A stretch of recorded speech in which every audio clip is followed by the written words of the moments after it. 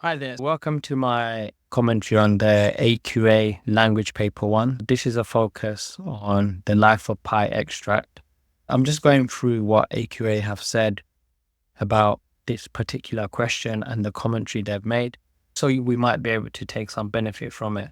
If you look here, it says, the shifts in focus from the words of Pi's father, Pi's attention to the hyena's strange behavior, and then its rather sad collapse enabled many students to discuss how structure was used by the writer. So this particular moment drew a lot of focus from students, and then we see already the shifts in focus. Focus is important. The shifts in focus are very important. And we need to think about how structure is being used. So this is definitely something to discuss further. So common strength. They've said the words recalled from Pi's father at the start of the extract enabled many students to comment on how the hyena was not a fierce predator after all. They have spoken about moments at the beginning. And it's important to choose your moments carefully that you're going to talk a bit about and expand on why those moments are important. I think that's very important. Those who made this link and then commented on the change from initial expectations tended to reach level 3. So we need to be very analytical. The idea that was established at the beginning is that what ended up happening as we approached the end? Did something unexpected happen? Yes, it did, in my opinion. So then I need to be able to explain that and articulate that in my response. More successful answers also commented on Pi's attention shifting from one part of the hyena to another, from the power and the strength of the hyena rocking the boat to his glance to the horizon seeking possible escape. So these are really close snapshots within the extract that students have picked up on. And again, the idea of shifting from one part of the hyena to another, and then you've got ideas between power and strength of the hyena. So these are really good ideas to develop and talk about. And it's important to focus on the smaller structural shifts and explain the effect of these, as this is what will make you successful. So we need to pick out key moments in the extract and be able to expand on them.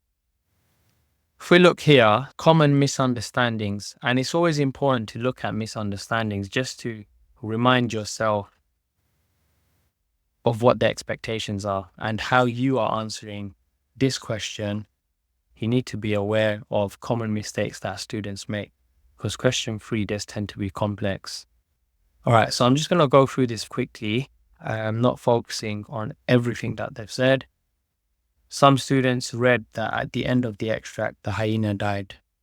So this is a misconception. We don't want to kill off the hyena, even though it hasn't happened. Students could be guided to consider how structure is used to keep the reader's interest. So we're not just looking, I've seen so many answers, the use of the short sentence, or this repeated use. Think about how it maintains the reader's interest or how it creates understanding. So what is it doing for the reader? Why are those choices being made? And it's like a director who's filming a movie scene. Why do they make those particular choices? What do we think is going through their thinking? It says here, many students focused on the beginning of the extract only. The question pushes you to expand on the whole extract. We need to elaborate on the structural shifts of understanding. Writing about sentences was not often linked to why that sentence type at that point in the text. If a sentence type is being used, why is it being used in that place? What's the intended effect? So it needs to be linked to the why. These are questions we need to be thinking about. Just reading this commentary gives us a much better insight into what this question demands from us. A lot of people are taught to look for something at the beginning, middle, and end. Some students were incorrect in matching these to their selection of evidence. So how do you establish where's the beginning, middle, and end? We need to make it very clear if we're splitting it up into 3 main parts. where's the beginning, where's the middle, where's the end. I usually look at it from a focus point from the beginning. That's very interesting. And then something towards the middle or the end that really changes the focus, as opposed to looking at beginning, middle, and end. Because then I'm just picking quotes and I'm just going to talk about them without having really engaged with the ideas. I'm sure we've seen many answers where students say it engages the reader, it makes the reader read on. These are level 2, very simplistic comments. So these are things that we should try to avoid. It makes the reader feel like they are there. Yeah, we need to avoid these types of comments in order to get a high level understanding and a high level mark in this question. All right, so I hope you found that bit useful. And what we're now going to look at is a model answer. So this is a perceptive model answer. And this would easily get 7 to 8 marks out of a possible 8. We'll read through the extract or the answer. As we're reading, we're going to pick out key skills that the student is achieving. I have marked this paper before as an AQA examiner, and looking at this answer, it definitely fulfills the criteria, and I'm going to expand on those reasons. Firstly, the writer focuses on Pi being worried, stemming from the recollection of his father's words about the threat posed by hyenas, establishing an anxious tone. So here, they're talking about the atmosphere, the anxious tone. If you look at the short quote, how it's been embedded, you just need to get straight into it. Your points need to be very coherent. And as you can see, the focus is very clear. Why did they focus on these words? It's going to be elaborated on. Because Pi has been previously warned and mentally prepared, the unpredictable danger from the hyena is presented as a valid threat early in the passage. That's a very good point, because the hyena definitely comes across as a threat. This foreshadows an imminent threat as the reader adopts a sense of fear for the narrator, as an attack seems to be imminent. So it's giving the impression that the usual ideas we associate with the hyena is one of danger, just like Pi's father or the narrator's father mentions, and then we perhaps suspect an attack is on the way. They're elaborating on the effect of the focus point on the hyena and the narrator's memory of what their father once said. The reader adopts a sense of fear. They've explained why. And this idea of it being imminent. That's the first paragraph where they're focused on a moment from the beginning of the extract. Then says, the narrator presents the unequal power dynamic between himself and the animal, and therefore signals the subconscious sense of imminent danger and potential harm, which is developed through the passage. So this idea of danger is constantly going through the extract.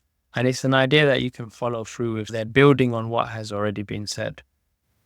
They start off with a very clear point about this sense of power between the narrator and the animal. They're looking at the idea that's structured within the extract.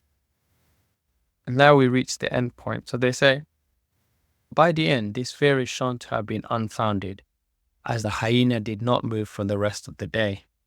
Despite the initial fear, the sense of threat from the hyena remains, yet hasn't been achieved as initially expected. So even when I read the extract and the focus was on the hyena, I sensed that an attack was about to happen. But now that it hasn't, the student is explaining that the attack didn't happen, yet we did expect it to happen. This creates a sense of an anticlimax, as the narrator's anxiety didn't develop into an attack as initially suggested. And again, why this is a perceptive insight?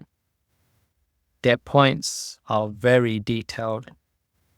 They pick apart the examples of structure that they've given. They talk about the effect on the reader, how it interests the reader, as we've seen here. And then if we look further, they've talked about the changes in the extract and the development of the idea. They explain very clearly what happens at the end and how this sense of threat dies down and the impact of that. And there's constantly a link between the beginning and the end. So this idea of fear diminishing and the idea of threat not being fulfilled, that idea is constant throughout this response. And it shows that this student has a very detailed, high-level, insightful, perceptive understanding of structure, which is why I would definitely 8 marks. I think it's important to point out as well, when you're writing these answers, your answer does not need to look like the model answer. Focus on how the student is meeting the key skills that are required for the question.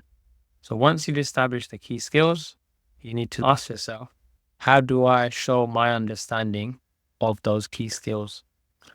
And what I will be doing in this series is going through more responses, more answers, more models for all of the paper 1 questions. And in my next video, I'll be going through a video and making an step-by-step guide into how to answer language paper 1 question 4. Again, the answer will focus on the life of Pi extract. Make sure you have a read of that.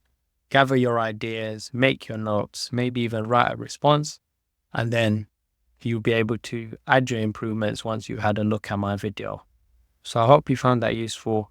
See you next time. Thank you for watching. Take care. Bye now.